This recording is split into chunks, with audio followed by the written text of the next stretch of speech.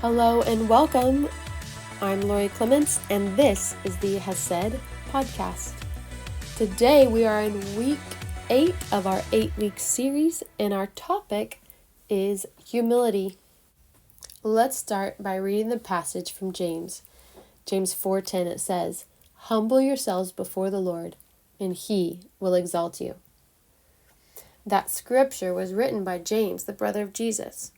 He was quoting Jesus, who said, "Whoever exalts himself will be humbled, and whoever humbles himself will be exalted." Matthew 23:12. It turns out this is a very important thing. Maybe Jesus repeated it lots, but Peter also mentioned this rule in one of his books. He said, "Humble yourselves, therefore, under the mighty hand of God, so that at the proper time He may exalt you." We can hear the hope of a better future as we choose the harder path. It will take faith to humble ourselves, faith that God will do His part. The writer of Hebrew also saw that suffering can be done unto the joy to come. In Hebrews 12:1-2, it says, "Therefore, since we are surrounded by so great a cloud of witnesses, let us also lay aside every weight and sin which clings so closely. Let us run with endurance the race that is set before us, looking to Jesus, the founder and perfecter of our faith, who, for the joy that was set before Him, endured the cross, despising the shame, and is seated at the right hand of the throne of God." Jesus was our bold example of how to be perfectly human. He came to the earth in the utmost humility. If anyone chooses to follow Jesus, humility must be embraced. Andrew Murray describes humility in his book titled Humility.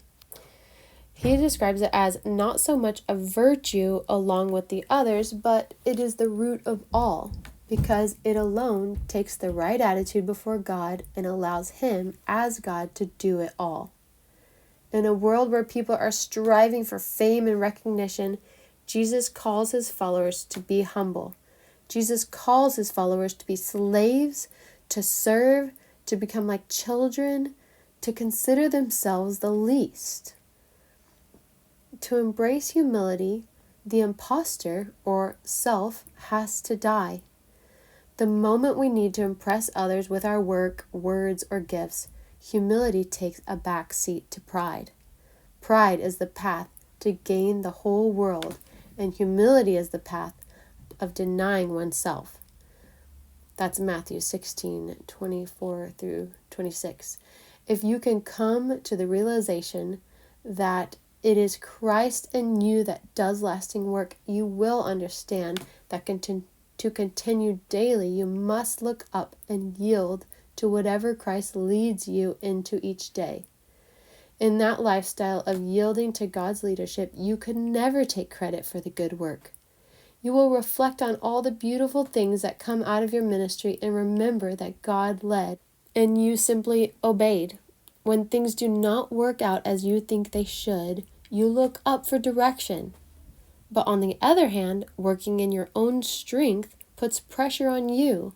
And when things get hard, you will make the best decision to handle the situation. When it works out, you are relieved and grateful that you made a good choice. When things do not work out, you also take the blame and carry the burden. The difference in these two scenarios might not be blatantly obvious from the outside perspective. Still, the inner life of the one that yields completely to the direction of the Father would be more peaceful and humble, while the other could always be on the brink of failure or pride. Now it's time to gather with your people and discuss humility. Are there areas where you struggle with this concept? And do you see areas in your life where you could possibly improve? Well, that's the end of week 8's episode of the Hesed podcast.